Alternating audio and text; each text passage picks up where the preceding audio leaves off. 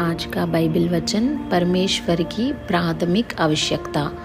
परमेश्वर, उसने कहा कि प्रकाश हो और प्रकाश हुआ। उत्पत्ति 1 अध्याय का 3 वचन।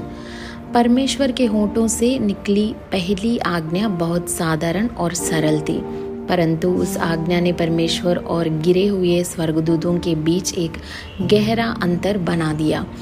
जैसे ही परमेश्वर ने कहा प्रकाश हो, उसी क्षण उनकी शक्ति प्रकट हुई और प्रकाश हुआ। यह एक विश्वास से भरी हुई आज्ञा थी, क्योंकि जब परमेश्वर ने प्रकाश की बात कही तब वहाँ कहीं भी प्रकाश नहीं था, केवल घना अंधेरा ही था। इसीलिए विश्वास ही वह आधार है जो हम आशा करते हैं और जो अदृश्य है उसका प्रमाण है। इब्रानियों की पत्री 11 अध्याय का 1 वचन।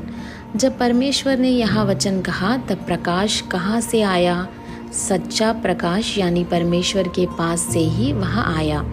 उनका संदेशा उनकी क्रिया से जुड़ा हुआ था और जैसे ही उन्होंने प्रकाश की आज्ञा दी वैसे ही प्रकाश हो गया।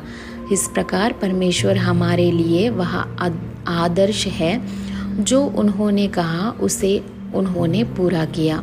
आजकल यह देखना दुखद है कि पवित्रता और शुद्धता के विषय में बहुत कम उपदेश दिए जाते हैं। एक सच्चे ईश्वर सेवक का जीवन और संदेश परमेश्वर के मुख्य संदेशा को प्रतिबिंबित करता है।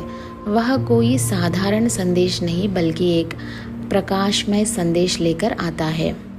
प्रिय पाठक, परमेश्वर हमारी पवित्रता के बारे में बहुत चिंतित है, इसलिए उनका पहला संदेश प्रकाश या पवित्रता के विषय में था, जो हमें प्रेरणा देता है। जब हम पवित्र जीवन जीने का संकल्प लेते हैं तो भले ही लोग हमें ना समझे, ना सराहे, परमेश्वर स्वयं हमारे समर्पण में सबसे पहले प्रसन्न होते हैं।